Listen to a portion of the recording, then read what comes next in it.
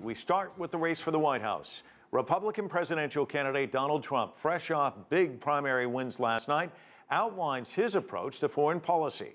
The billionaire businessman also shifted attention to the general election campaign against likely Democratic nominee, former U.S. Secretary of State Hillary Clinton. CCTV's Jessica Stone reports. All five, and that's something that's really... Fresh off 5 primary wins, billionaire businessman Donald Trump now calls himself the Republican frontrunner. While he's not promising to act, quote, more presidential, he did deliver his foreign policy vision using a teleprompter with an eye toward the general election in November.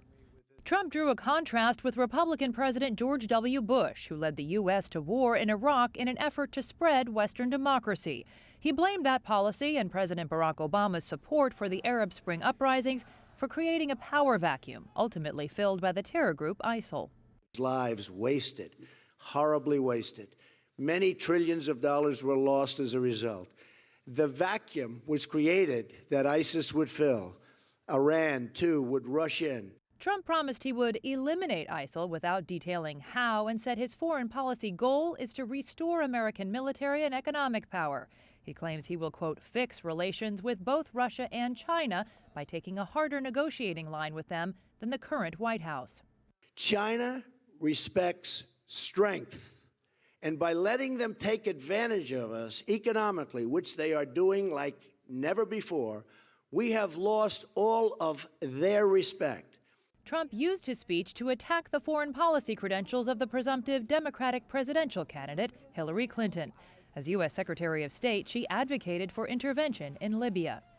After Secretary Clinton's failed intervention in Libya, Islamic terrorists in Benghazi took down our consulate and killed our ambassador and 3 brave Americans. Then, instead of taking charge that night, Hillary Clinton decided to go home and sleep. Incredible. Clinton did not immediately react to Trump's policy accusations, instead choosing to respond to his primary victory speech comments when he said Clinton's only appeal to voters is that she's a woman. If fighting for women's health care and paid family leave and equal pay is playing the woman card, then deal me in. Trump and his opponents now move to the state of Indiana, where they're trying to lock in votes. They're really only going to be able to slow him down there, though. They haven't been able to stop him. As for Hillary Clinton, she's all but wrapped up her nomination, and now she's moving to court supporters for Bernie Sanders. Jessica Stone, CCTV, Washington.